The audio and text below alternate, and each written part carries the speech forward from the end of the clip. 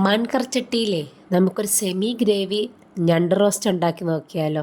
എണ്ണ ചൂടായി കഴിയുമ്പോഴത്തേക്കും അതിലേക്ക് ചെറിയ ഉള്ളി, സവാള രണ്ടും കൂടെ ചേർത്ത് നന്നായിട്ട് വഴറ്റിയെടുക്കണേ. നന്നായിട്ട് വാടി കഴിയുമ്പോഴത്തേക്ക് അതിലേക്ക് ചെറുതായിട്ട് നുറുക്കി വെച്ച ഇഞ്ചി, നീളത്തിലരിഞ്ഞ് വെച്ച വെളുത്തുള്ളി, പിന്നെ പേരിന് മാത്രം ഒരു പച്ചമുളക്, അത് മതി കേട്ടോ ഇന്നീ കറിക്ക്. പിന്നെ ചെറിയൊരു പുളിപ്പിനായിട്ട് തക്കാളിയും.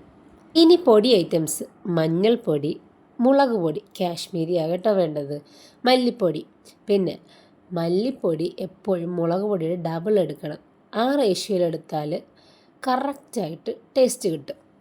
ഇങ്ങനെ ഇടികല്ലെടുത്തിട്ട് കുറച്ച് ജീരകവും കുറച്ച് കുരുമുളകും കൂടെ ചേർത്ത് ഇടിച്ച് പൊടിച്ച് നമുക്ക് എടുക്കാവേ. അതും കൂടെ നമ്മുടെ ഗ്രേവിയിലേക്ക് ചേർത്ത് കൊടുക്കാം.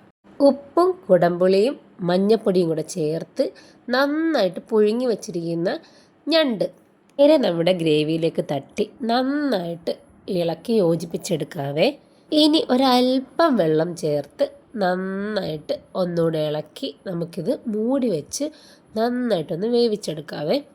ഇച്ചിരി വെള്ളമൊക്കെ വറ്റി കഴിയുമ്പോൾ ഈ ഒരു സെമി ഗ്രേവി ആയിട്ട് കിട്ടും. ഈ ചപ്പാത്തിക്കോ അപ്പത്തിനോ ഒക്കെ കഴിക്കാവേ.